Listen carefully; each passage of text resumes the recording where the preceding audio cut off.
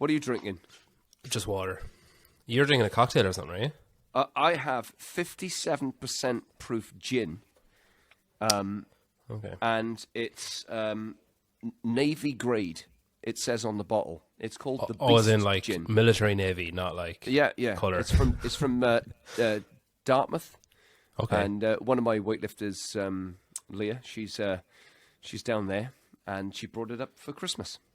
And What I've else just is it? opened it. Is it just gin that's in the glass, or have you got like lemon or something? I've had to cut it with a little bit of tonic because fuck me, I can drink neat gin, but fucking hell, this has got some power to it. It's got a real kick. Yeah. That's twice in a week now. I interviewed Nathan last week, and he was drinking a beer, and I was like, "Is this the first time anyone's ever drank on an episode?" He's such a lightweight. Yeah, he had just eaten sushi as well. Yeah, He's so clean cut. he's so metropolitan, isn't he, Nathan? yeah. What else was I gonna? I haven't drank in nearly 3 years now, 2.5 years. So no, I never really liked gin when I was drinking though. I don't know. I kind of think gin is like cucumber. You know, like you people who say like, oh yeah, I don't mind cucumber, I like cucumber. I feel like they can't taste it. And then like people who don't like it are like, no, I don't like the taste of it. Because like say my wife eats it and she says like, oh, how can you not like cucumber? It doesn't taste like anything. And I'm like, it fucking does taste like something. It tastes like cucumber, and cucumber doesn't taste nice. And she's like, oh, it's like 98% water. It just tastes like water. So I feel like she can't taste it, and that's why she likes it. But I can taste it, and that's why I don't like it. I even like cucumber in my gin. Oh, Yeah. That's like a cocktail of nightmares for me. If you threw a tomato in there, I just jump out the window. Cucumber. Well, look, thanks a million for doing this. First of all, I really appreciate you taking the time out. You're a hard man to research in comparison to other people I've had on. I'll say this. I've seen a lot of pictures of you, usually like standing in the background holding like a stick or whatever. Yeah. You're an incredibly stylish man. Oh yeah, I got a bit of fucking style about me. Here's my. This is one of my favourite canes. There's a good reason for having a cane as a coach, and sometimes you need to quickly and efficiently demonstrate something or change something quickly, and words are a waste of time. And you can either lay hands or just with the cane or a stick or something. You can make the point with good efficiency and silence, with no words. And I think that a lot of what I've understood about coaching personally for myself is to reduce the amount you say and influence sensations via other methods, let's say. Whether that be maybe perhaps a metaphor or...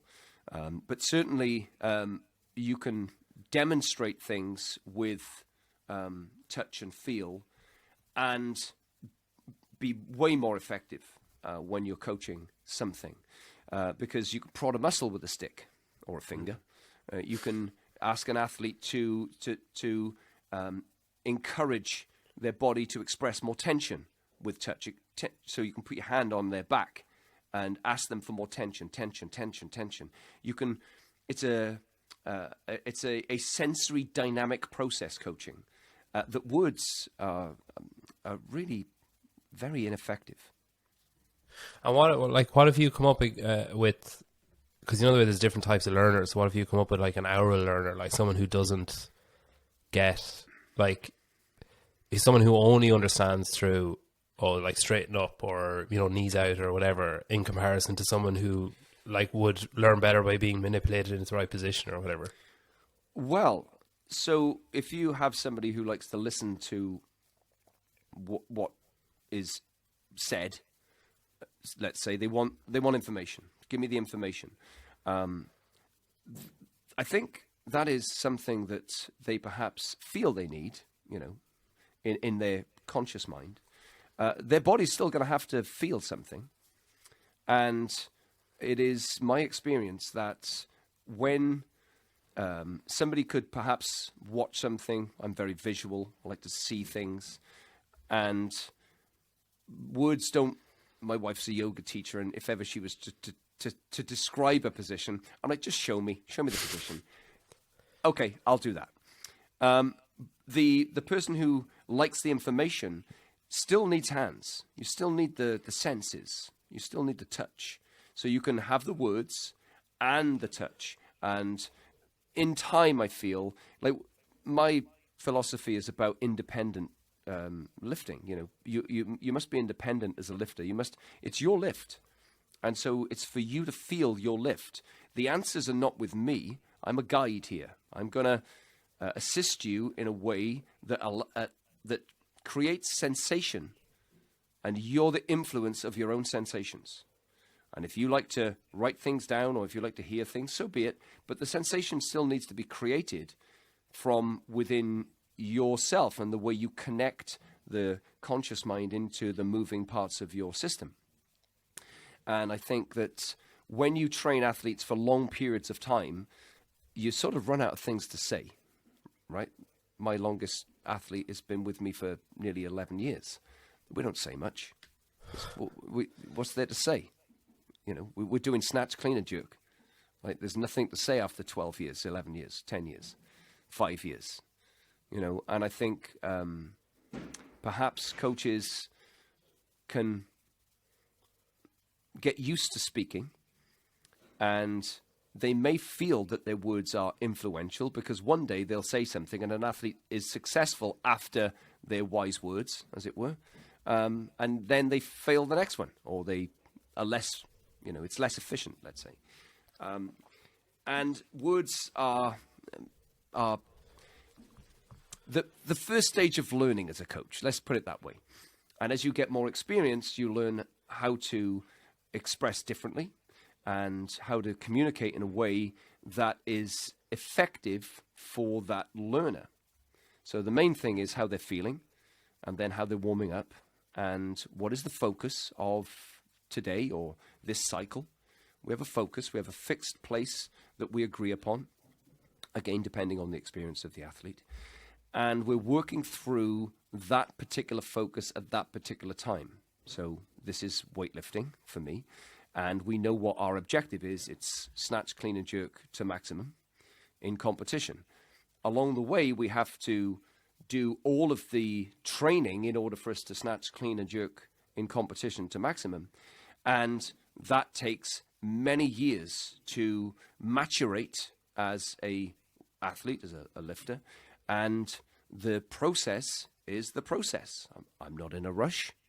I'm going to take my time, and I'm going to guide the athlete in what I feel are the most fundamentally important stages along the way, without jumping forward, without indulgence. Let's put it that way.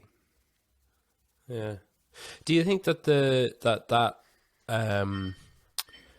I guess you said there that the words at the start are like it's a perception that it's needed or whatever, or it's the de facto coaching method, I suppose. And then do you think that changes because of experience, or does it change? Like, I'm thinking, you know, like good friends can sit in a room in silence and there's no awkwardness, or there's no, like, you know, it's not like, oh God, someone say something, it's just fine. Whereas if you don't know the person you're sitting there, you're racking your brains thinking, fuck, what can I talk about? Is it that kind of thing where the more familiar you are with yourself as a coach, the more you can just be like, yeah, I don't need to say anything, it's just a confidence thing? Well, we've got a new athlete in this last 10 sessions or so, young girl. And I've watched her train. I think as a coach, you have a responsibility to use silence and observe your lifters before you say anything. Remember, they're listening, and you may say something that you feel is right, but they interpret it as something else, and you may have undone what you were just about to help them with. So I think a lot of the time coaches could do with more patience in observation. We're observers. If you're my athlete, my responsibility is to help you attain efficiency in your weightlifting. And that will take as long as it takes. And once you've attained efficiency, or the standard, or mastery, then we can start training. We're not training up to the point when you're learning. We're just learning how to lift. And it just so happens that as we're learning weightlifting, it gets heavier, but we're still not training.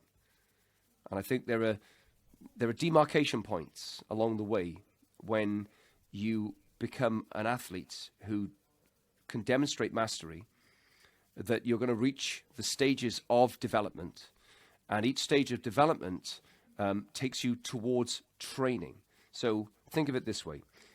If you've read any sports science, which I'm sure you have, like sports science is the blend of physical potential and sporting mastery. The further the mastery is away from your potential, the less you can express. So you're not training until you reach mastery, and then you can express potential. What are you looking? Because, like, say this came up with Nathan last week, where he was saying that, say with kipping pull-ups, he's looking for mastery of a strict pull-up first, and he's looking like he has different markers in his head of what mastery looks like. So what are you looking at for? Okay, now we can start training. What are you looking out for? Well, in the snatch, you're looking for a lift that is expressed dynamically in balance. And you keep it that simple. So if you've trained in a gym or whatever, CrossFit center, you will have seen people with a very broad standard. They may well be taking steps, throwing lifts out the back, jumping backwards, jumping forwards. That's inefficient.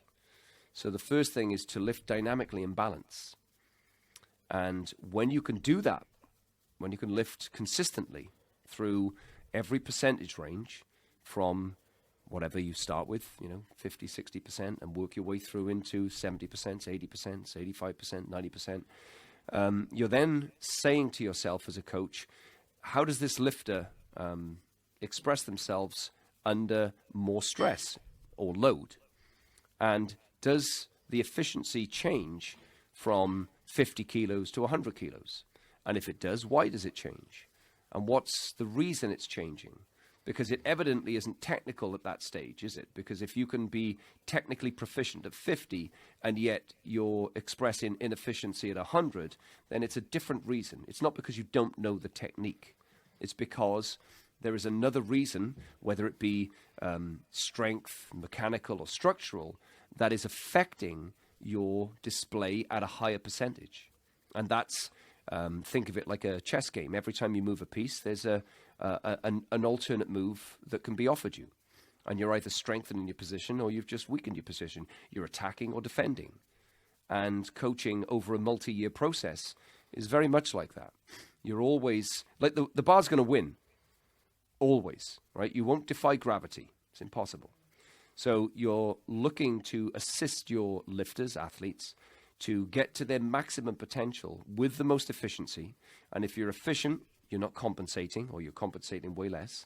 And if there's no compensation or a diminished amount of compensation, then there's less risk of injury. Because my responsibility is to keep you safe, keep you training. No lift is worth any form of injury. Let's train Monday. So what I say to my lifters, if they ask me, can I take a lift on?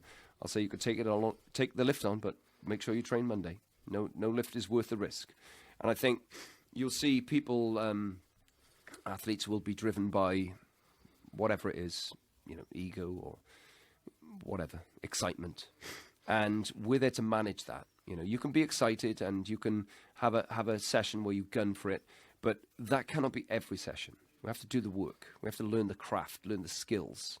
We are asking the athlete to lift their maximum load in competition and make a white lighted lift, make 3 white lights or 2 whites and a red. You've got to have a positive outcome. And that's what we're practicing for, is that level of perfection at maximum load. So it's a peculiar sport in that way, because the load is always going to get heavier as you progress. That's the nature of it. But the skill cannot change. So the factors that would influence the technique, if you like, is the body's response to the next kilo on the bar. So if you've snatched 100 kilos in your life and you make that lift, well, now you have to snatch 101 or 103 or 105. And it may be that your body isn't ready for 105 as much as it was ready for 100, and so on. And so you're just moving more pieces on your own physical chessboard, if you like. And some of them you have to come back and you have to consolidate. So you make your 100 kilo snatch. And what right have you to put 105 on if you haven't done the next strata of work at your new percentages? At your new 70%, your new 73%, your new 75%. There's a respectful process happening in a well-constructed development plan that will come back and will underlay the next layer. And you hear about the pyramid and all this. You build a base, and then the bases are, so this is your base for a period, and then you reach the top of that base. Well, then the next base is another triangle over here, and it's got to be, you've got to fulfill the requirements and the demands of the limit being the next failure, and where that failure point is in the body, whether it's actual strength of back squat, or whether it's posterior chain, or whether it is some other factor. Perhaps the athlete is less dynamic and they find it difficult to finish the lift. And you have to work that out as a coach and spend time in thought and select a strategy that is reasonable and rational and the athlete can agree upon. And then you set your program, if you like, for the outcome, which is to snatch and clean a jerk more. Given the fact that each time you do that, you're going to visit a new limit of athletic limitation to fulfill the next stage of potential. How long have you been a coach for? To 2010. So 12 years, I suppose. What age were you then? Well, I'm 49 now. This is my 50th year, so I was 38, I suppose. Something around that kind of. Were you active before that? Did you coach something else? Did you do something else? Is this was it a late interest or an it was a late interest. I was training before that, but I wasn't weightlifting. I was teaching people how to go on to QVC and sell stuff. I was chefing in restaurants. I was selling coffee at events, like Henley Regatta and the Ashes cricket. And I was running an online magazine. I was, all sorts of stuff. And how, because most people would, I assume most people would lift and then transition into coaching if they felt it was something they were good at. So how did you, did you feel like you had something in you that you could impart knowledge, or did you just suddenly develop an interest in it and go all in? So there's two main qualities that I feel I have. And the first one is I really like people, and I like to help people. That's the first sort of realization point, I suppose. And so restaurant is service. You serve people. You stand in the kitchen, you cook 18 hours a day, and you're in service. You're there to help your customers, if you like, enjoy their evening. And coaching is no different. I'm a servant to my athletes. I'm in service to them. It just so happens that it's I'm a benevolent dictator. It's a dictatorship. You're a servant who pokes people with a cane. Right. So, I'm here to serve you, but there's, it is a dictatorship by its nature. Yeah. And the second thing is I've got a very, very good eye for detail, mathematical detail, patterns. I can see patterns. When I was a film editor, it was all about patterns. You have had a fucking ridiculous amount of jobs. You have no fucking idea, I can tell you. So, you can have an interest in something. That doesn't necessarily mean that you have the requisite skills as a human to actually do the thing. I could have an interest in tennis, but I'm not going to be a tennis player. Or what I could, you must have intrinsic in your nature the skills of the craft or the profession that you're going to enter. Otherwise, you can enter the profession. Everyone's got the right to go into the profession, but you perhaps will be a coach of limited ability, let's say, or you'll be a coach who can we could have a great club and we can have a good time, but actually my lack of eye for detail then means I just can't see shit. So my effectiveness as a coach would be lessened because I don't have a balance of skills personally. So and bear this in mind, I didn't realize that the detail thing was a thing back in the early days. So I knew there was a thing called technique, and you know when you first start coaching, you just don't have enough reps. You haven't seen enough, right? You don't know what good lifting is to know how to influence good lifting. So you need to know what quality is as a demarcation point in order for you to make a decision. And you can watch as much UVids as you like. That's not watching a real human being. You have to be with somebody. You have to be present with them in a building to actually feel the lifting. So it's very important. Like coaching, I began coaching professionally on day one. I got my gym, and I just said, I'm going to be a professional coach now. And that's when I started, day one. I just said that to myself, and I didn't advertise. I didn't ask anybody to turn up. I said they will come, and they fucking did. And that was it. So the whole thing's been quite perverse in a way. It's bizarre. And I wouldn't recommend it. It's not a business strategy. You know, I don't think Branson would be coming and going, fuck, that's a good strategy, just well done. That's the way that's a template of how we run a business. It's not like that. But if you found coaching, like, I just don't understand, like, because like it isn't the way that it's done. It isn't the well trodden path. So I'm just trying to make sense of it myself. So say you're 38 and you think, okay, I've had enough of the last job I had and the couple of hundred before that. They were all sound like they were all radically different. But as you say, they had that couple of common threads of people and, detail. Helping people and detail. Yeah. But then did you think did you see someone doing weightlifting and be like, fuck, that's cool? Did you see someone coaching and think, oh, that's cool, coaching is cool, I wonder, could I coach a sport? What sport could I coach? And had a look? Or how did weightlifting and coaching end up coming together? I was training as a ordinary person in an ordinary place, and we saw somebody doing, I think they were doing cleans, and I fuck is that? Look at that. Fucking like that. What is it? I was doing a lot of, do you know Giravoy, kettlebell work? Oh, yeah. So I was doing a lot of Giravoy. That's quite technical. Snatch, clean, jerk, long cycling and stuff like that. So I was already doing that. And then I saw this guy just doing a power clean, I think. And it was like, wow, okay. So I just walked over. I said, what the fuck's that? He said, I said, what are you doing? He said, I'm doing this thing called CrossFit. I said, what the fuck's that? So he said, I'll show you. Like, you can show CrossFit. It was funny. Anyway, long story short, that was the sort of start of it. And I was intrigued by the technicalities. And so, as we all did, we started watching Cal Strength, back in the day, 2010, 2011, 2012. So I was trying to absorb this information.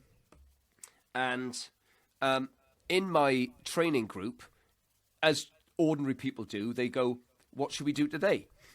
And it just so happened that I was the only person who was saying, we're going to do this. We'll do 10 of these, 5 of these, and blah, blah, blah, blah, blah. We'll do it for fucking half an hour, and off we go.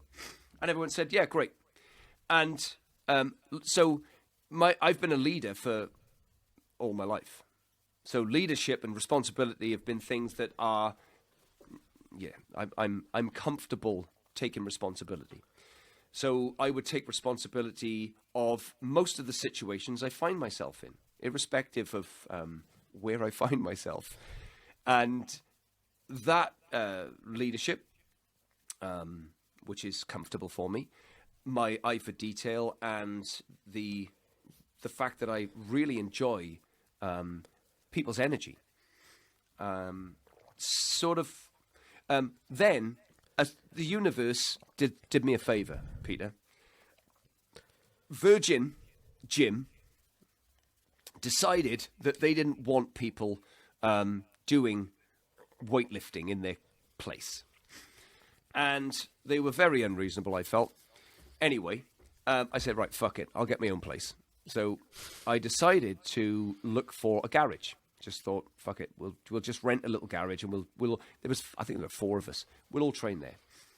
And I went out to find a place, and I found the place I'm in now, today, same place. Jeez. And my landlord, God bless him, whose name I won't mention, but he is a rather eccentric character. And he said, Mr. Holly, I've got a place for you. It's far too big. You won't want it. So I said, I'll have a look all the same. And we upped the roller shutter, and I said, I'll have it. Just tell me how much you want for it. And we shook hands. I wrote him an agreement on parchment paper because he's very old-fashioned. And we've had that agreement to this day. And, my gym, if you may have seen it on, I'm sat in my office, elevated, looking down at the platforms, almost like a general would look at the battlefield. And I can see every platform. I can see every detail of this place. And I've got 1, 2, 3, 4, 5, 6, 7, 8, 9 platforms. And it's perfectly spaced. It's you couldn't ask for a better environment for weightlifting. So that's fortuitous, because that was the universe just saying, okay, we're going to put you in this place, and this place is going to be right. And you don't know it yet, but people are going to come to this place. And I just sat here for hours, alone, mostly, coaching anybody who came in. I didn't give a fuck who it was. You didn't have to do weightlifting. I just called it a weightlifting club because I liked the fact that it was an Olympic sport. I didn't have any allegiance to it, at the time, because I wasn't from weightlifting. And it was like, it's a low ceiling.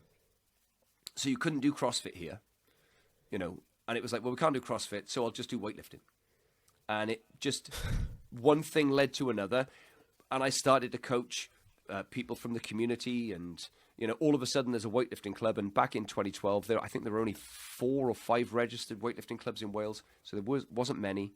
There wasn't many opportunities, and one thing leads to another. And the first athlete I coached, who was 12, who was my nephew, is now qualified for the Commonwealth Games. He's been to a Games. He's been a Commonwealth fucking youth record holder champion. He's competed for Great Britain. That's just luck.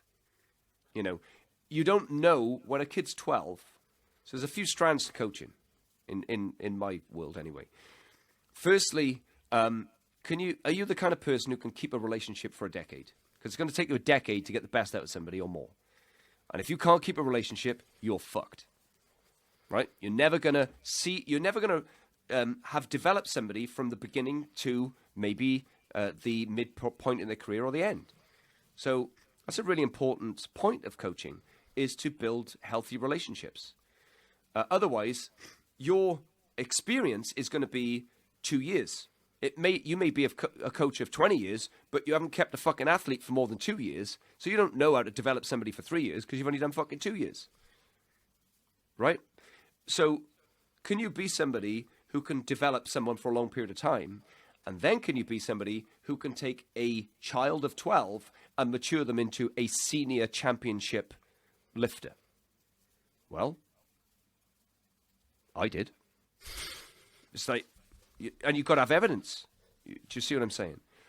So, when now athletes come to me, and they're, some are already at a high level, and some come in, they've got 300 total or whatever it is, or they've plateaued, and, they come to me because of the body of evidence that they see, that maybe they like the atmosphere, maybe they like what we represent here or whatever it is, and they choose you to be their coach and guide.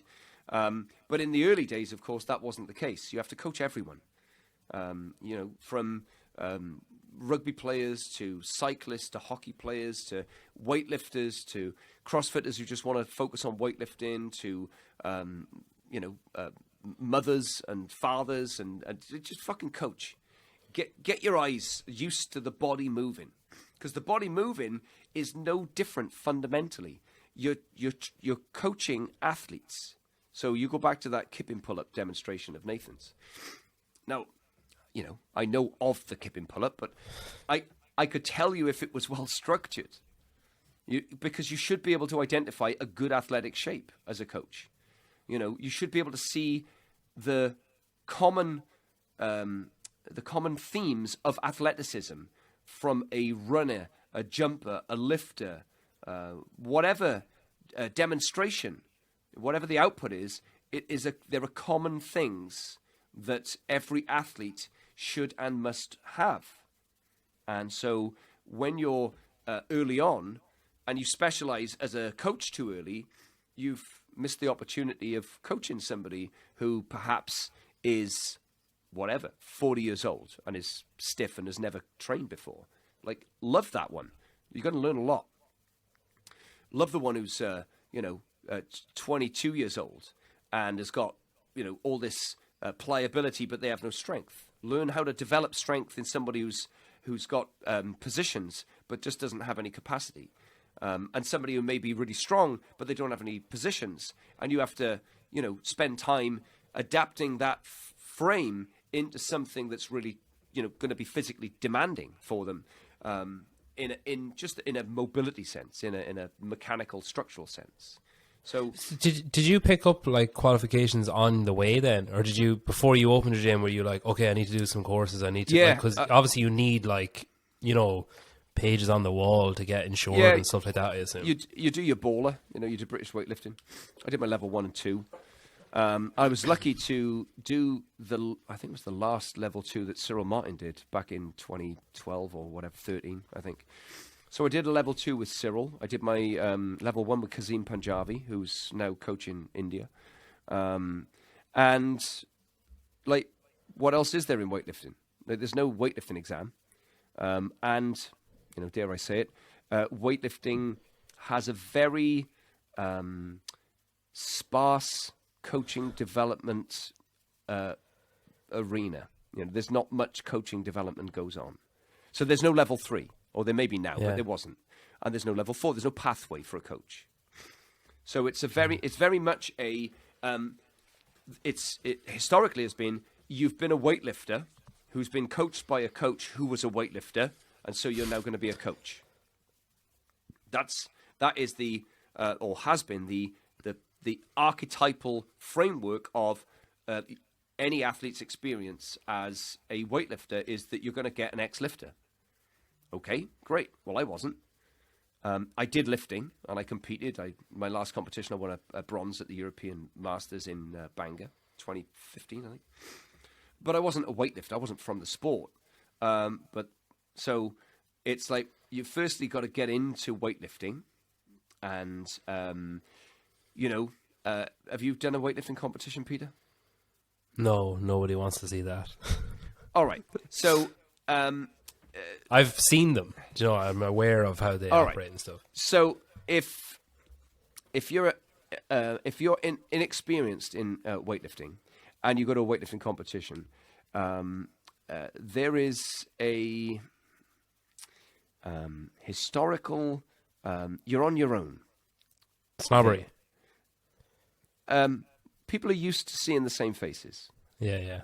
Right? And so any new faces are not the faces they're used to, and people don't like change. Especially when they hear that person doesn't come from weightlifting, I imagine. Well, they'll know you don't, because weightlifting's a very small pond. There's not many people in it. Or there wasn't back in the day. Like I said, there's only 5 clubs. A few years later, there's 50 clubs in Wales, not 5. So when I opened mine, weightlifting was at the point where it was just about to grow because of the Olympics 2012, because of CrossFit and Cal Strength, and it was on. People like me could watch weightlifting and watch Donnie and go, fuck, all right, like this. I like this fella. Let's fucking have a bit of that. And I think in 2013, Donnie came here to my gym, and I just messaged him and said, if you're not doing anything in a month, pop over. And he said, I'm not doing anything next month. I'll come up, buy me a ticket. So he came over, stayed at my house, trained here. And that was amazing for us. That put us on the map, really, because Shankle was at his peak at that point. And there was no reason for him to turn up upon a pool, but every fucking reason, because, Donnie and I are good friends now. We know each other for a decade, I suppose. And that was a seminal point for me where we just, Shankle turned up, people started to notice that there was this place, and we were competing. We were putting, competitive lifters out at that point, 2013, 14, 15, 16. My lifters got selected for GB youth squads. So I had 3 male lifters in the GB youth squad. I think, more than any coach. And so I was on my way to developing youths, and I've still got those 2 youths. I've got 2 of the 3 still with me, and they both compete for GB, and they both compete for their country, Wales. And Michael's a British senior record holder as a 73 kilo class, and Jordan, as British champion senior. So they've come as boys. They've come as potential, and we've stayed together, and we've enjoyed it. And tonight's session, literally just finished, we're 10 days out from the British Championships in a week Saturday in Derby, I think. So, that wasn't the plan when you open the gym on day one and you have no experience. So I have potential, as an athlete has potential. And now, 10 years later, I'm realizing through the work, because you have to do the work and you have to be good at coaching. Like, you can't fake coaching. There's no way you can fake sitting in a gym for 15 hours a day. Can't fake that for 10 years, right? People can, it's a bit like restauranting. People think they want a restaurant because they're customers. They think it's glamorous. But stand there for fucking 18 hours a day peeling potatoes and getting burnt and cleaning out fucking shitty toilets and all that. There's no glamour in how a restaurant operates. There's only the glamour when you go and have the first glass of champagne or a fucking gin and tonic with cucumber in it. And coaching's like that. Coaching is a very demanding profession on an individual. It's lonely. You're a decision maker, and you sit in your place for long periods of time. So think of my athletes as the customer, right? In the restaurant analogy. They come in and they spend 2 or 3 hours here in a very narrow window in high frequency energy. Well, I got in at, 5:45, 5:45 this morning. It's, 8:30. I'm still going. Still fresh as fuck. Right? I'll be, my day off tomorrow, I'll be in the Woodlands. But Friday, 5 o'clock, I'll be here all the way through. No breaks. I might have a little nap on the sofa. I've got programming to do. I've got lifters to review. I've got to think. As the athletes get more advanced, the seriousness and significance of each decision becomes way more meaningful. So you must be accurate with your decision making, because there's no margin for error with an elite athlete. You can't indulge yourself in error. Yeah. I think I'm going to need to get you back on someday, because I want to talk to you about specifics in weightlifting, but go on in. You're incredibly interesting to listen to. It's remarkable, really. So one of the things I wanted to ask you about was, I don't know how familiar you are, but in CrossFit there's like a pyramid of hierarchy, basically, of importance for health, we'll say, or for physical activity and health. Cool. And like the base of the pyramid is nutrition. So like it's like basically that you can't outtrain a bad diet. If you're eating shit, or if you're not eating enough, everything is going to fall apart. Eventually the pyramid will crumble. Second up is conditioning. So like your, aerobic capacity, your, metabolic health, I guess. Above that then is gymnastics, which Nathan last week described as any bodyweight movement, basically. So everything from walking all the way up to handstand walking, I guess. And then above that is weightlifting and throwing. And then the tip of the pyramid is sport. So like going to the games, using it as a career, as a sport, I guess, is the very top, like, which most people don't ever get to. And there's a short period of time where you are there when you do get there. I was curious on your opinion of weightlifting being where it is, like being the penultimate tier on the pyramid. And I will say, so someone asked me recently, like, oh, do you think strength should be on the pyramid somewhere? And I was like, I need to ask someone who knows more than me. And Carl Stedman, I don't know if you know Carl, replied saying, like, weightlifting is fucking strength. I was like, oh yeah, of course it is. And he was like, you also have to be pretty strong to do a pull-up or a push-up. And I was like, yep, okay, I never thought of that either. So we're including back squat and all the rest in weight, like literally lifting a weight as well as Olympic. Are you of the opinion that it's in the correct position? Do you think it would come after nutrition, conditioning, and gymnastics, as in like all bodyweight movements, or do you think that it should be lower down on the pyramid somewhere? So this is brand new for my eyes, Peter. Right? So, like, when you have a hierarchy of any decision making, the outcome is to perform in the sport, and the sport of crossplay is a multi. It almost seems like there are going to be some things that you know are in there, and then some surprises. So anybody who's going to be sorry, I will say this hierarchy. This is like level 1. This is like you want to be healthy. So like for most people, it's not a pyramid. For most people, it's like what's a quadrilateral. Like there's no peak. Like the sport thing is irrelevant for 99.9% of the CrossFit population. Sport is like you will probably never get to that point, and you might think you are, but you're probably never going to get there. Like you need to focus on nutrition first, and then when you have that dialed in, then you start focusing on, or you focus on both like concurrently. You can focus on numerous concurrently, but you wouldn't just walk into a CrossFit gym and be like, right, let's get this snatch going when you're eating pizza for breakfast and you've like driven to the gym and never walked anywhere. Do you know? Well, I mean, you're talking to an ex-professional chef. You know, what kind of world would it be if nutrition wasn't the most fundamental thing of your day, right? So nutrition, sleep, emotional peace.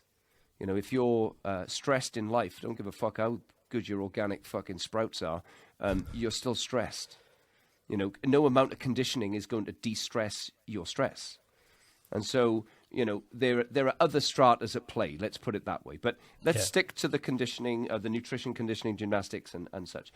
So what I'm interpreting is that this isn't you can do these things in concurrency. So what's the priority of this concurrency? Well, let's say we agree that eating very nutritious food that is well-sourced would be a given. And why would anybody do anything else? I don't know. Then the next one you've mentioned is conditioning. And that is building up capacities of output. All right, that seems to make sense. Because if you don't have a capacity for output, then the other two at the top there, the gymnastics, weightlifting, and throwing, you will be way less effective on. You don't have a base of just general athletic fitness to put anything on. I would suggest that if you look at gymnastics as a sport, gymnasts start at 4, 5, 6 years old, and they develop that skill over many, many years. And yeah, I mean, you could start lifting at the same age, but you're not going to be lifting really. You're going to be playing, you know. So I wouldn't suggest that that is too unusual. But again, in an ideal world, you've got somebody beginning to train their body at the right time of their life. All right. So let's now take 24-year-old, you know, whoever it is, who has never done anything, and now we're going to lay this on that person. Well, let's suggest that this structure is accurate for that individual. What's the time frame? Because in my experience, CrossFitters seem to be in a rush to get everywhere. Right? So I don't know the 24-year-old cross player that's patient, that will say, yeah, I think I'll take 7 years on my gymnastics before I start competing. Or I think I'll spend 4 or 5 years building up my base and doing my technique without maxing out. I don't know those cross players, you know. So are you calling CrossFitters cross players as a Freudian slip or deliberately as a joke? Well, they play at CrossFit, don't they? Yeah, okay. right? Whatever. I've said crossplay for ages. It's just something I said called CrossFit. Remember the days where you couldn't say the word CrossFit or use the word CrossFit, so I just called it crossplay. Okay. But my point is, this model, any model will work if it's respected in an order that is considerate to the human form. You've got to consider the human form is limited by many things. So if you develop a young athlete from the age of 8 years old, you're carefully building a structure that will then, and here's the thing, Peter, is you've got no guarantee they're going to stay with you, right? How do you know a 10-year-old's going to be in the sport at 22? No idea. Doesn't matter. You don't change the process. You keep the process the same. That is the best for that human being. If they choose to leave you, and many do, so be it. You don't alter the process because of someone's impetuousness. And I feel that, Nathan is talking about the kip and pull up and I want to see this standard and I want to see it done like this. And this is the way I'm going to assist the athlete in getting to that level of strength to attain that standard. And then we move to the next one and the next one. And once we have that foundation built, then we can do the kip and pull up. I don't believe that's how it works in a gym. I think people just see it and they go, oh, fuck it, I can fucking do that. And they just do it. As good as any model is, if you have belligerency, they won't follow the structure. So, again, that comes down to who's leading the ship, who's custodiate, ipsus custodes, who is watching over the watchman. If somebody has a low standard and needs business, they will compromise, and then people will be subject to their own body's failings, torn shoulders or knees, backs, you're going to find the injuries. What's the injury list in CrossFit? You've got, shoulder, wrist, elbow, SI, knee, there's a common 5, isn't there? There are common things that people experience because of the demands of CrossFit. And when I coach CrossFitters, there's a commonality to the way their muscle is built. A lot of anterior muscle, not much posterior muscle. Because to train posteriorly takes years. You have to fucking spend some time in a squat rack. You have to spend some time respecting what it takes to get strong. Whereas, if you're doing output, if your training is output based, then you're doing the workouts, right? Okay. I mean, I'm speaking as a weightlifting coach. I know what we're doing. We're doing snatch, clean, jerk. So we're training snatch, clean, and jerk, and then we're doing everything to accessorize snatch, clean, and jerk. I don't have to consider the kip and pull up or the muscle up or the handstand walk, or I don't have to consider the other areas of CrossFit that CrossFitters have to. Mine is very narrow. It's a narrow lane. So, but there are certain things that you have to respect, certain principles you cannot violate, certain laws that you can't violate.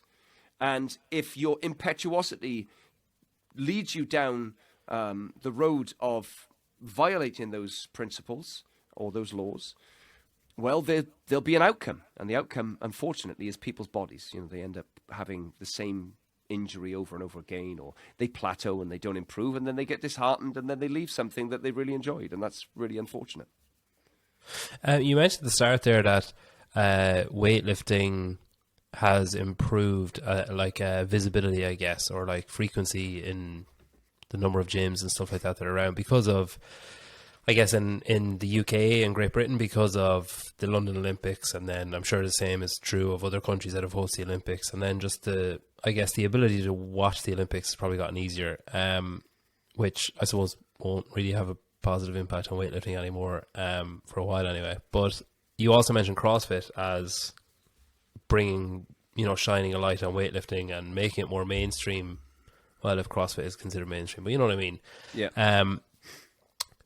As a weightlifting coach, someone who's like, what would you call it? A connoisseur of the process and of these little landmarks that you're looking out for on in someone's training or learning to train. when you have someone who's a CrossFitter coming in saying, oh, I'm doing CrossFit and I want to get better at weightlifting, or if you walk into a CrossFit gym and you're watching people weightlifting, are you like, oh, fuck sake, like, what am I looking at? Or do you think that, like do you think CrossFitters, in like hugely general terms now, but do you think that CrossFitters are bad weightlifters? Or do you think that because, as you mentioned, there's all these different facets that you have to think about, different like modalities and different, you know, time frames, and sometimes you're lifting fast and light and sometimes you're lifting heavy and slow and whatever. Do you think that those compromises are too frequent in CrossFit when it comes to like lifting heavy weights?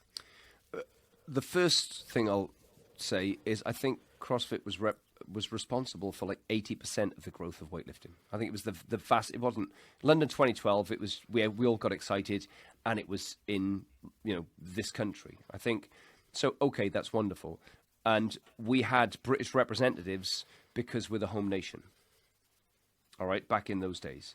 Now, of course, especially the females, they win medals at the Olympics. You know, it's fucking amazing. But I think at that point, 2012, CrossFit was like responsible for all the growth. You know, it just was. And so I respect it, and I love CrossFitters, and I love CrossFit because that's where I came from. Remember, my first exposure was via somebody who said they were doing this thing called CrossFit. So if I were to visit a gym, and I have to make an adjustment. So I'm used to a training environment that I've crafted, and I'm used to training weightlifters who only train weightlifting. That's it. Now, if I walk into a CrossFit gym, I have to have a degree of empathy for what I'm seeing if I don't recognize it as weightlifting, you know, in the strictest sense. Because think of it this way. If you are a CrossFit coach and you have all these things to understand about human movement, you know, gymnastics and weightlifting and whatever, and let's say you do 3 barbell classes a week, right? And you do it on a Monday, Wednesday, and a Friday. And that's if you have an actual weightlifting class in your gym, not talking about, you know, the workout or whatever.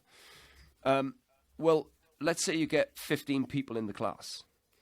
There's 15 lifters, and you're seeing them 3 times a week. You may see, I don't know, 1,000 lifts a week, if you're lucky. Well, I'm probably seeing 20,000 lifts a week. How the fuck are you going to progress as a coach if you only see a fifth of what I'm seeing? Right? It's a volume game, coaching. You have to see a lot of it. Like being an athlete, you have to do a lot of the movement to get good at it. You have to see a lot to be good at it as coaching. So when a lot of my work with CrossFit coaches is about getting them to identify quickly what efficiency is, what quality is, and applying a standard. That's the main thing. That will improve everyone's lifting, having a higher standard. But you've got to be able to see the standard first. So if I walk into a place, and I'll take a CrossFit place in France that I used to visit before all this hullabaloo went on, in Marseille, right? So the box owner, I'm his coach. He's a 130, 160 lifter, 290 at 94. He was due to go to the CrossFit Games back in, you know, all the thing. So he's a competent athlete, right?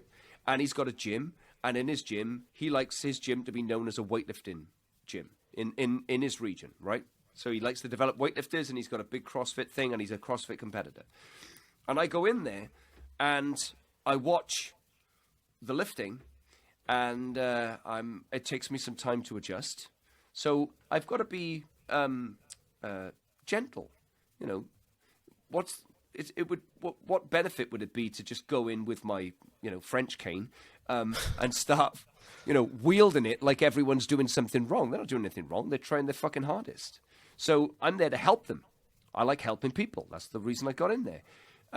So I've got this little triptych, right? This little 3 thing that helps coaches. And the first thing is, can they feel it? And it's my responsibility to coach you to feel something. And the next one on it is, can you repeat it?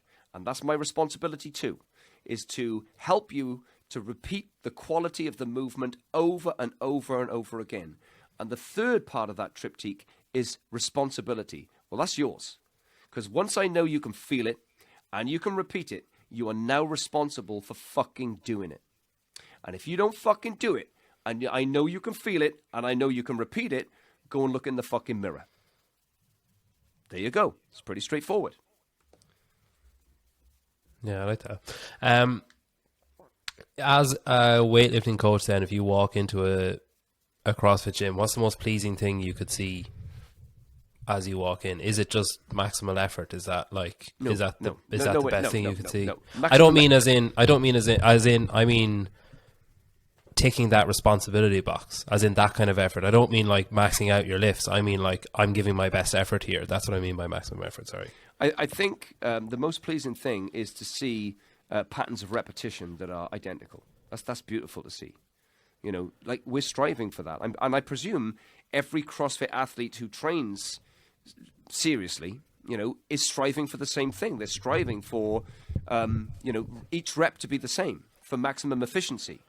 So that's what they're striving for. Now, achieving that and that's the game, isn't it? That's the practice. We can strive for it. And, of course, within the CrossFit environment, then you've got the personalities of who's training. So people are trying really hard and they may beat themselves up. And that may go in a direction that makes it even less efficient, that makes them, you know, have a less than positive day. Other people are more relaxed and they're a bit more laissez-faire. And so they can make one, they could miss one, or they could have a really good training session. So now you've got the who am I training? Because I can have a standard. But if the standard is set and the people who train here, which they don't care of the standard, then the standard, I have to be able to encourage you that the standard is for you, and you have to believe in that. So we have to have a shared belief in what we're doing. And the thing that I love about CrossFit is that they have the community part. They share stuff. They share training. They share in encouragement. You know, there's a lot of good feeling within that environment. And that's very important because that means that people will look forward to being in their training environment. They'll look forward, and you look forward to coaching them because it's exciting and you get a good energy. And the reason they're there becomes less about the doing and more about the people. People stay for people. They may come in because they want the fitness or they want a body or whatever it is, but they're going to stay with you because you've created somewhere where people feel welcome, accepted, and they actually like this community of people and they harmonize and fit. And that's what I like about going to CrossFit places and CrossFit coaches. I just did a seminar with Birdie in Battersea, I think, in district CrossFit, I think, on the bridges, one of those, you know, really sort of fancy Chelsea digs. And we met CrossFit coaches from wherever, and they're all incredibly passionate about learning and about understanding. And I'm incredibly passionate about, I'll tell you fucking anything. I don't care. You ask me any question about anything. I'll as much as I can give you. You still got to go and do it. You still have to apply it every day. You still have to have a standard that's worthwhile following. You still have to be a leader. You have to be good at making decisions. You have to have the capacity to see a lift, help a lifter, communicate with them, build a relationship. Those are common things. It wouldn't matter if I was a gymnast. I could do gymnastics if I give myself enough time to learn it. I could coach that. I could coach fucking timber framing. It doesn't matter what I choose. What would be the most frustrating thing to see walking into a CrossFit gym then as a weightlifting coach? Because like I read, I'm reading Matt Fraser's book, and he did camps in America when he was younger, you know, trying out for weightlifting when he was like, I think like 16, 17.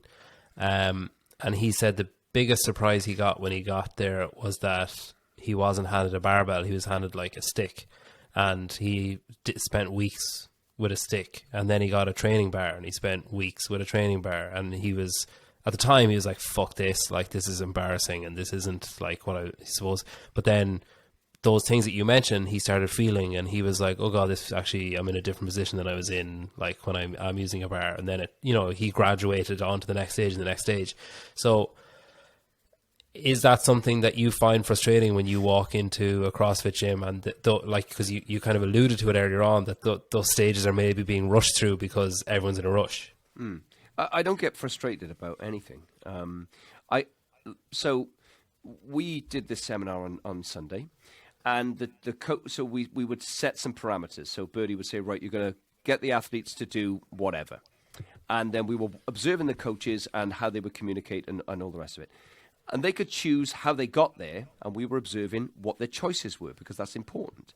And when it got to the, I think it was 7 sets of 3 cleans at 80% workout, let's say, each coach was assigned a different stage of the warm-up and so on. And it was interesting because they got the pipes out, or the sticks, and they took them through that place. And when I reviewed the coach and asked them some questions, I asked them why. Tell me why. And then I asked them if they considered the skill level of the group, and you know, because these are all they can all lift. You don't need to treat a lifter like a beginner. So it's not frustration. It's, I think, reasonable questions. Tell me why you make that choice. Why is it you decide to do that? What's the benefit for the athlete for what your choice is? Or are you following something because that's the way you've been taught? And let's ask some questions. You know, how long is the PVC pipe effective? Let's say. What does it do? Right? And I'm not criticizing a PVC pipe at all. But what is it doing, and how long should I use it? It's not that the PVC pipe exists. It is perhaps limited in its function. It allows somebody to, in a safe way, understand where the bar is going to be at any one point and move it into a safe position, and then, let's say, squat with it if it's an overhead snatch or whatever. Okay. And what's next? How many repetitions do we feel are appropriate with the pipe before you see enough competency to move them to a training bar? And then the next question, and then the next question. So when do they get to the bar, and how have you made your decisions, and what are you basing it on? Because if you have 10 people in a class and you have different stages of progression and different stages of ability, are we training them all the same? Or do we consider the individual? Is there a consideration happening in your thought process, or are you at the point of patterned repetition as a coach without questioning how you're seeing things and what you're seeing? That's more important for me. It's not a frustration. It's just, give me some questions. I'd like to know how coaches think. What are you thinking about? What did you base that decision on? What are you seeing? Tell me, how do you observe an athlete? What are you watching first?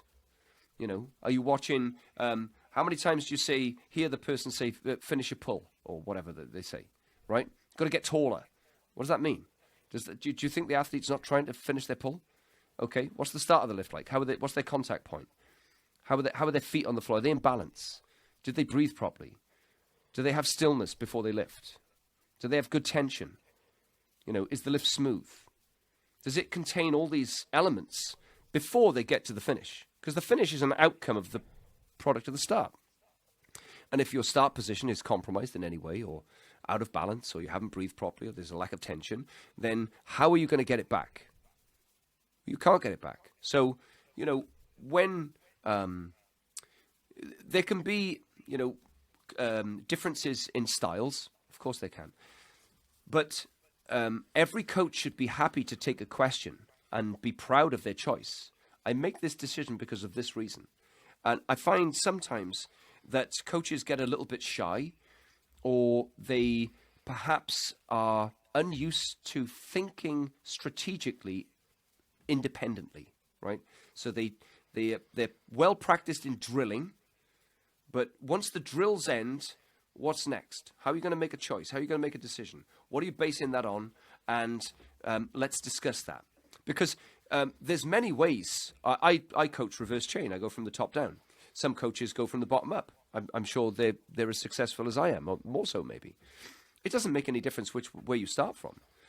Whether you start with, a warm-up, as they do in CrossFit, that's great too. You're drilling things. You're learning a skill. I have no issue with that at all. But that's a stage. And then there's another stage. And the next stage is, each stage is going to get heavier. And how are you seeing, and what are you deciding, and what are you basing your decisions on? And are they malleable? Are you adaptable? Can you see something or can you see something, influence it, and then leave the fucking thing alone? Or are you going to step in and put your fucking fingers in the fucking pie a second time? Right? Because you've got no business to do that. Once you've made an intervention, once you've decided that here's what we're going to work on, then you leave it alone. It's not fair on the athlete to give them 4 things to work on in a fucking training session. So coaches get busy, and sometimes they should be just a bit calmer. So I think, I hope I've explained that clearly, that I like to feel how someone makes decisions and how they see, and then how they communicate, and then what are they going to do then? Because remember, we got these athletes for years.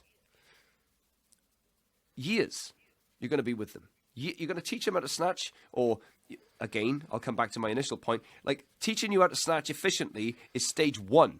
Training is the real purpose of what we're doing. And unless you're efficient and lifting dynamically in balance, we're still at stage 1. We're still learning. We're not training. What do you think is the most common pitfall for people who are learning or training weightlifting? Like, say if you were to put me in a group with an average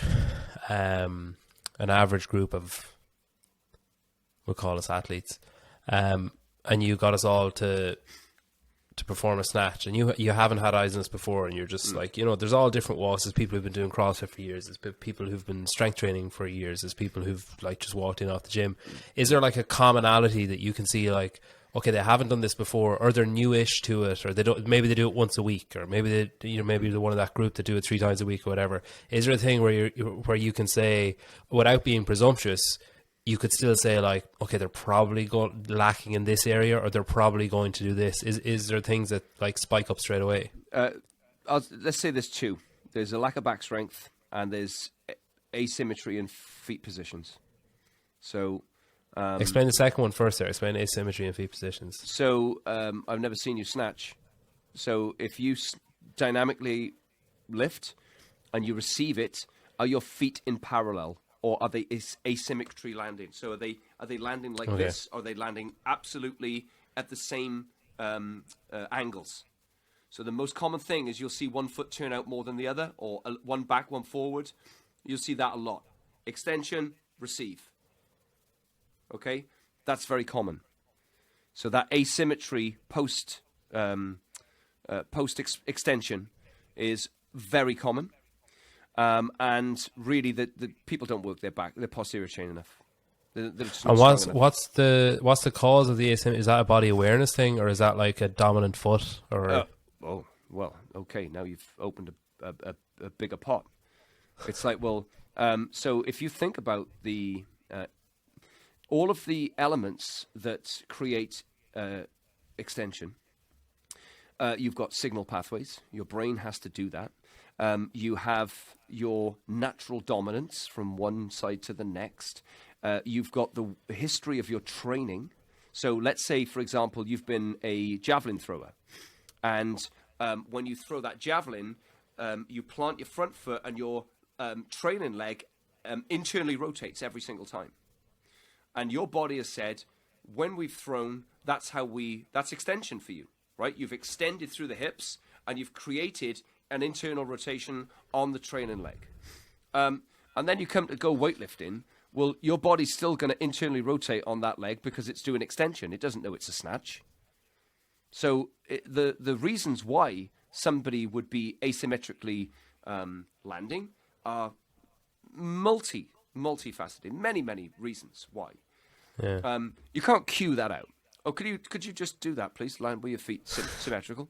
How the if I just write cues down. If it was cueing, if coaching was cueing, I'd just have a fucking 1,000 cues, get you to learn every one of them, and just say go and fucking lift. I wouldn't do anything. It's not coaching's not cueing. There's no words that can fix that or can help the athlete with that. You can here's a trap that people can perhaps get into. They can point out a fault. Oh, you're doing this. You're jumping forward. You're jumping back. You're okay. Great. Wonderful that you've seen it. Does the athlete need to know it? No, they don't. Okay. How are you going to fucking help them? What's your next choice? Once you've pointed out a fault or an inefficiency or an imbalance or an asymmetry, how are you going to coach it? What are you going to do? Because if you just tell the athlete they're doing something wrong every time you coach them, athlete's going to have it's just going to have a gizzard full. They're going to say, oh, okay. What am I going to do about it? And so you have to start coaching. The posterior chain then, is that, say the back strength that you mentioned then, is that's that lack of tension that you're talking about, where you're looking for people to be still before they lift and have that tension, but then obviously if they don't have that prerequisite back strength, that tension is going to be difficult to achieve, or enough of it is going to be difficult to achieve, I guess. Well, so we have an anterior position. And so we're in an anterior sport with a posterior strength. So the bar's at the front all the way through, right? So you've got a clean, the bar's still at the front. And, at best you get the bar, over your shoulders. The bar's not at the back, is it? It's not a back squat. It's always at the front. So if you're lifting something at the front, opposite the front is the back. And that's where you train. You train the back. And if you're not training the back, well, you're not doing weightlifting. You must train the back. You must be very well versed in the good morning, very well versed in the back squat, in the front squat, in various amounts of pulling that encourages your strength positionally. Because yes, we can talk about the start position and the requisite amount of it's not just tension, it's tension and relaxation. Remember, we are moving very fast, so you can't be tense elsewhere. You must be tense back here, but you're going through the stages of dynamic expression, which is tension, relaxation, fast muscle contraction. You're releasing the muscle, you're getting it back again. You're doing all sorts of things. And your back, though, is fucking rigid, right? So if you're not doing the good morning, or you're not doing lots of back squats, how are you going to get a strong back? Or RDLs, or whatever it is, And I'm in my experience, if ever I ask anybody what their good morning is, it's always a little bit small. What's your good morning, Peter? Oh, fuck, I don't even know, which is probably worse. What's your back squat? Tell me that. Not very good. Just tell me the number. Don't fucking make excuses. Just tell me the number. For what? For one? Just whatever. I don't give a fuck. Just give me the ballpark of where your fucking squat is.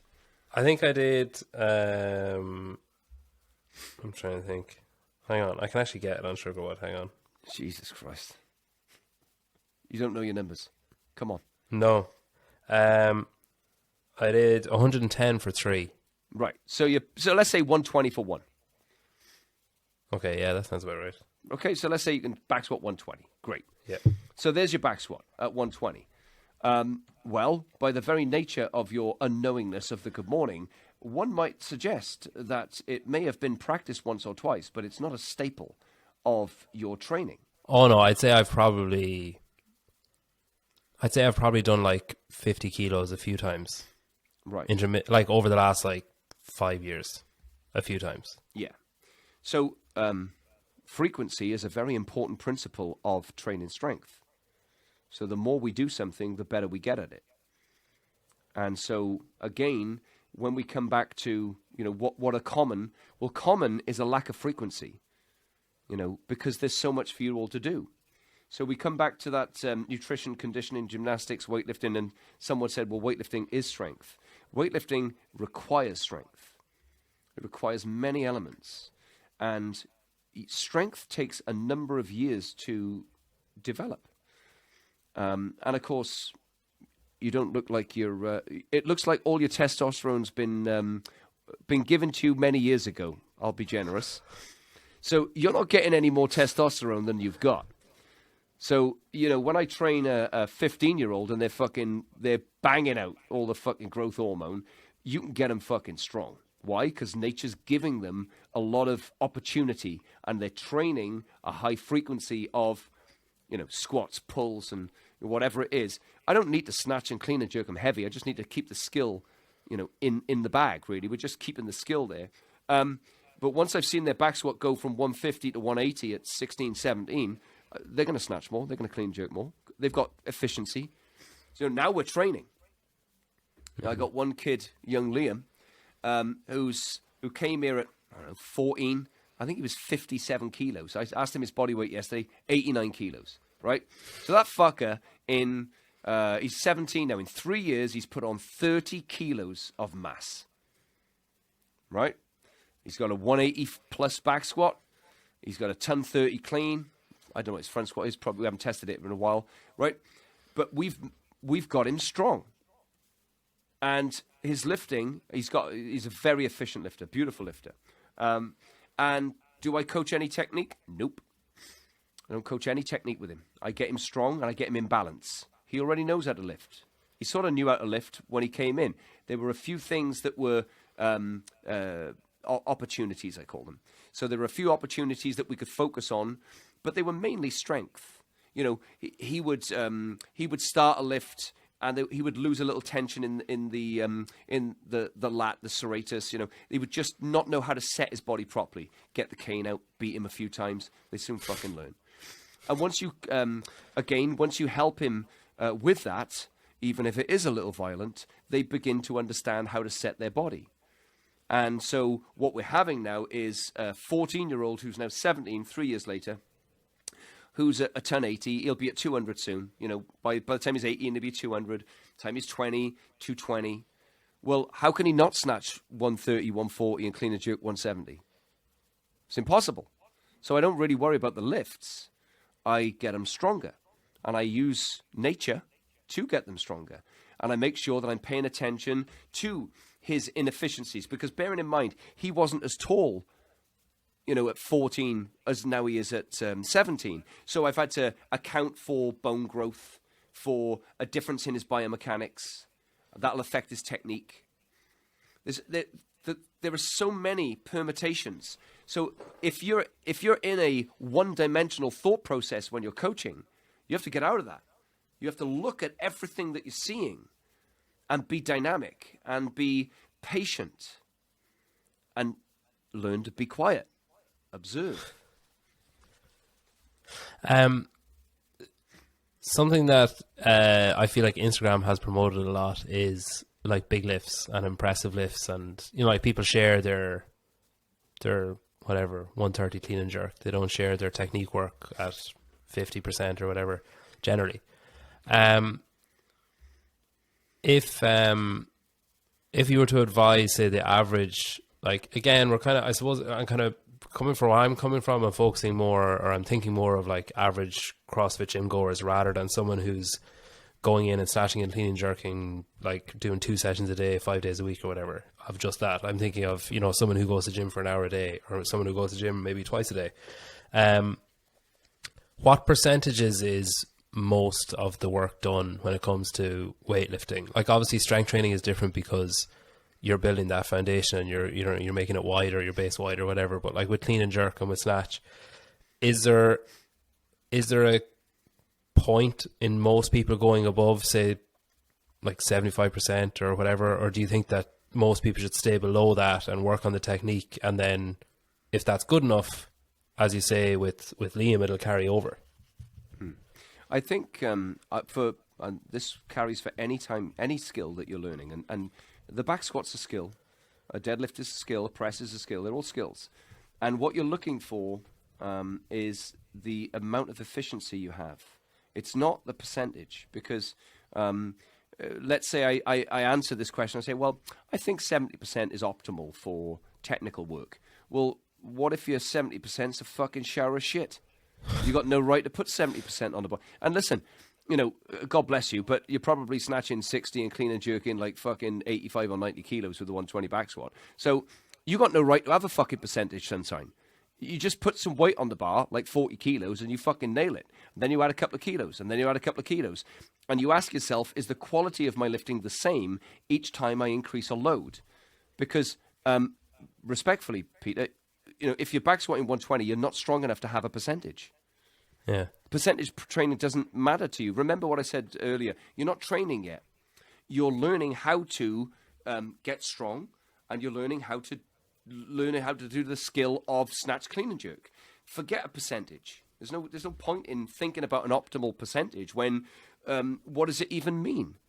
It doesn't mean anything to you as a trainer. So, like, if you snatch 40 kilos and you do 6 sets of 3 at 40 kilos, right? And they're all fucking on the button. Well, why don't we do that for, 250 reps and see how that is? Are they all fucking dialed in? And then why don't you go to fucking 43 kilos and then do another 200 and see what they're like? And if that takes you 4 weeks to do 200 snatches, so be it. And then do another 200 at 45 and so on and so forth. Well, in the meantime, get your fucking fanny in the squat rack and get squatting. Because you want to be at 140, 150, 160, 170. Because this part of it, this training of dialing in your technique. Remember, it's not just about the technique as such. You're developing your tendons and your connective tissues to be in obscure positions with a load overhead. You can't rush that process. A lot of the injuries come when the connective tissues just can't stabilize what's being put upon them. And so when you get a youngster in training and you're able to manage their lifting and manage their training, you develop connective tissues. You develop in the big muscles. It's easy to get his big muscles strong. It's much more difficult to know what his connective tissues are doing at any one point in his career. Because they're the ones that, you know, you get a wrist injury, it's not the forearm muscle, it's the fucking little tendon, the little fucking wobbly bits. That's the problem. So I hope that answers your question. No, it does, yeah. I feel like one of the most common things that I hear, this, you know, feel free to attack me.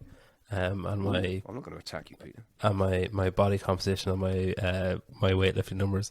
No, but I feel like one of the most common things I hear when people are doing lifting, or like the limiters that they have, is mobility. Like whether that's your front rack or ankle mobility. So their starting position is affected because they have tight hamstrings, or they don't have the thoracic mobility or whatever. And then their finishing position, they're not able to squat because their ankles are holding them back, or they can't get their elbows up high enough, and, you know, they can't get a good shelf or whatever. Yep. And when I put out a thing today saying any questions, and I'd say 3/4 of the questions I got were what are the best ways to improve front rack mobility and ankle mobility, and all of the people saying it were like, I feel like this is the thing that's holding me back, or I've been told that this is one of the problems that is holding me back.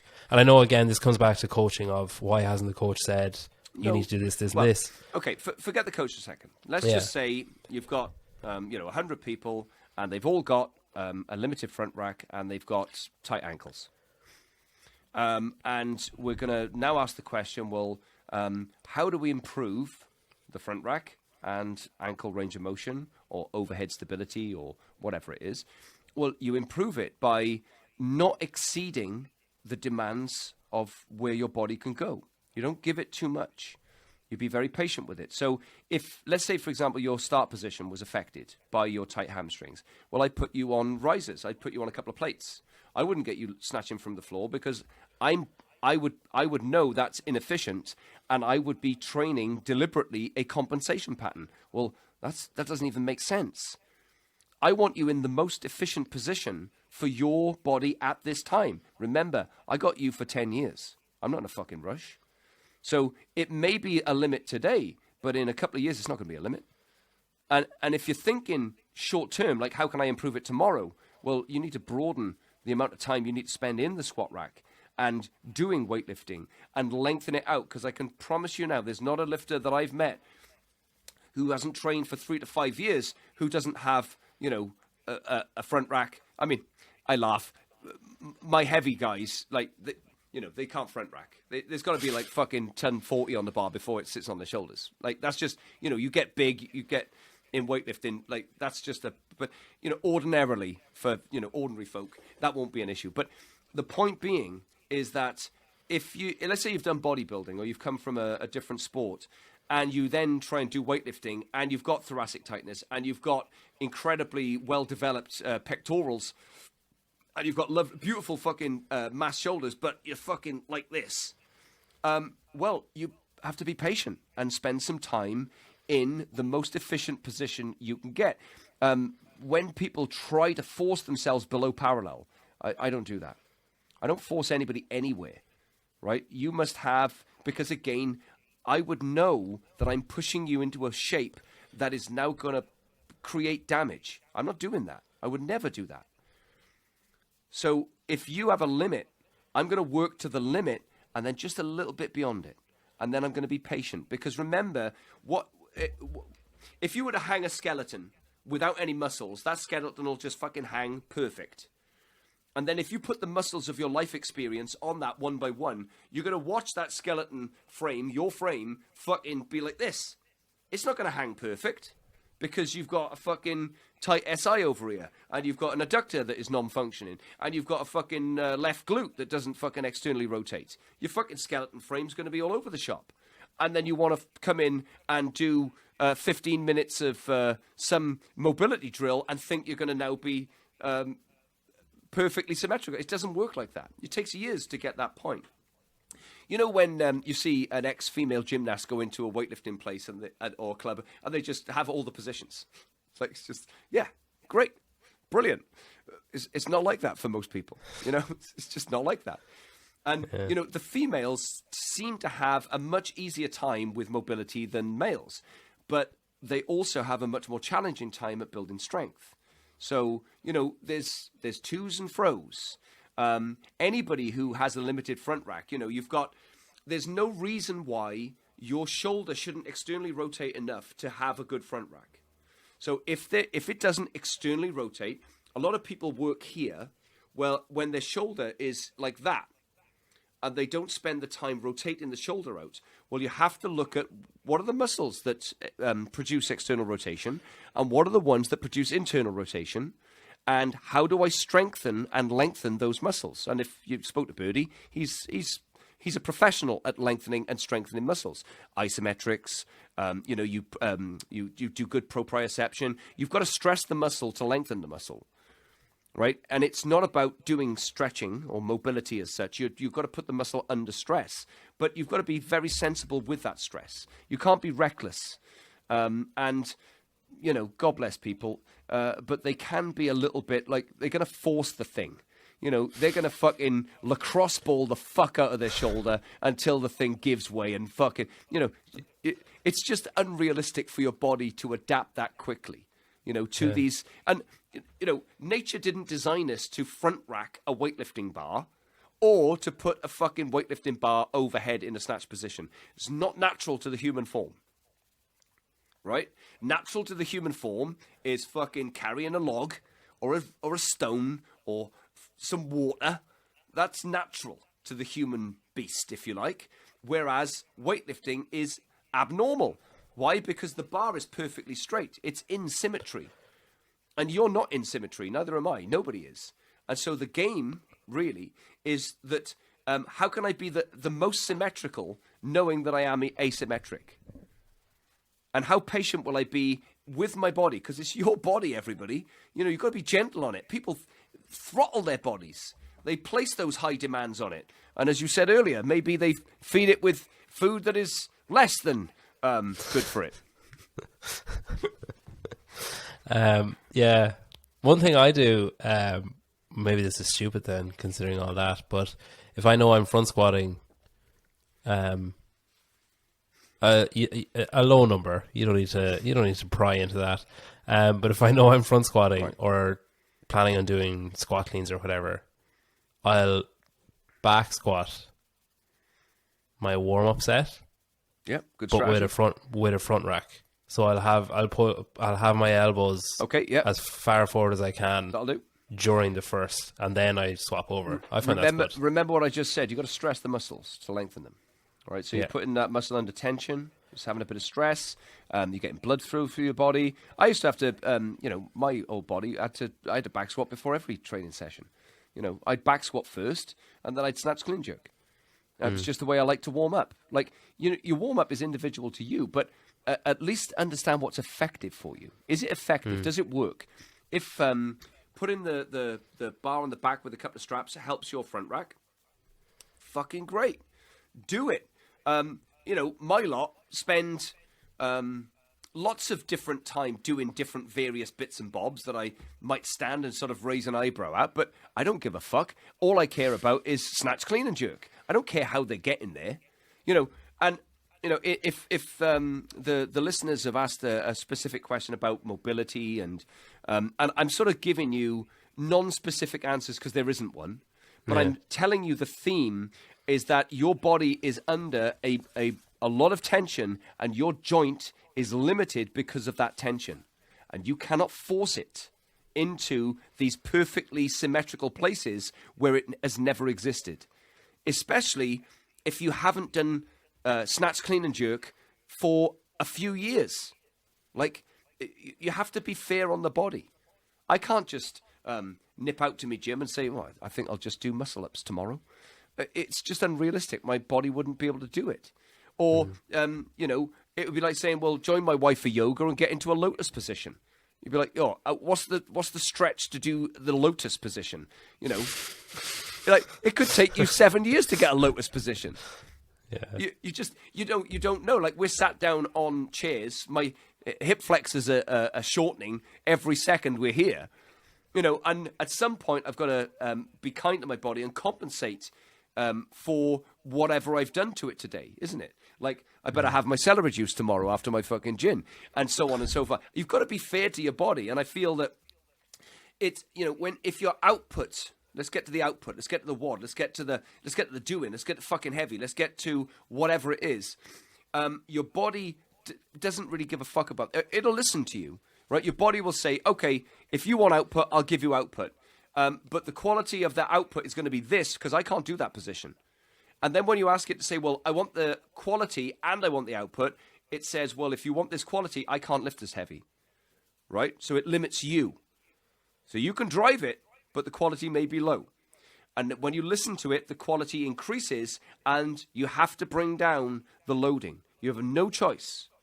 Well, you do have a choice. You can go and get injured, and that's the unfortunate, because like it gets too heavy, for you to be able to sustain the loading through your body without properly preparing it first. Yeah. Okay, we kind of should finish up, I guess. I think I'll need to have you back on because I got all fucking night. I have, Peter. Don't you worry. Yeah, I don't. Well, I do, but I have to get up early in the morning. I decided I'm going to run a half marathon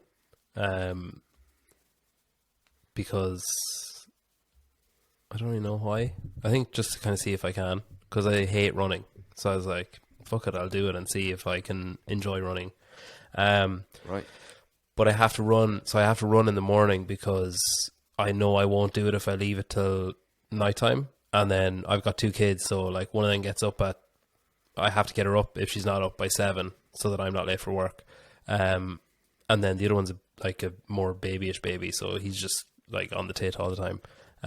Sorry, that was a bit good lad. Excuses. Still suckling. Good lad. Yeah. But I have to get up. So I got one of my friends gave me like he said, well, when do you want to do it? And I was like, I don't know. I just want to do it. I'm not running a half marathon. I'm just going to leave one day and like run. So he was like, okay, I'll give you 12 weeks and a progressive plan over 12 weeks. So he was like, Mondays and Tuesday every week are easy runs, like 150 BPM. Here's a progression that you're following. We're just building up volume. You're just taking it easy. And gradually your times will decrease and your 150 BPM will stay the same, but your effort will increase or whatever. So I was like, okay, that's grand. I was like, right, Monday, Wednesday, Friday, get up at 6 o'clock, go for my run. And that's been working fine because week 1 was 3 kilometers on a Monday and like 20 minutes on a Wednesday. Week 2 was 4 kilometers and 24 minutes. And then I had this realization this morning of like, hang on, there's a 90-minute run. What fucking time am I going to have to get up at? Like, it's been fine when it's been like less than 5 kilometers. I've been getting up at 6 and I can kind of piss around, like, you know, take my time going downstairs, look for my headphones, whatever, like go head off. And that just today I was like, oh, fuck. Wait a minute. There's like a 90-minute run coming up. There's like 45 minutes. Like, this is all I'm going to have to start getting up earlier and earlier. So, yeah, I think that's weighing heavy on me. At the minute, I'm just kind of I'm still trying to make my peace with that, the earliness that's approaching. Although the days will be getting brighter, so maybe it won't feel as bad.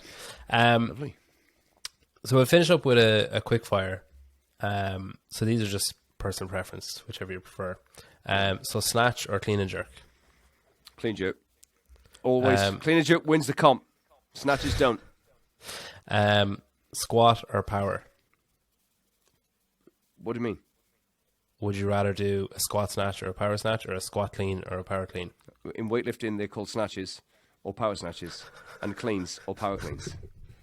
I know, but I'm covering both. It's classic together. Right, okay, classic. Snatch, clean jerk. No powers. Okay. Right. We're opposites. but that's because of my numbers and my mobility. Singles or multiple reps? Singles. Coach or lift?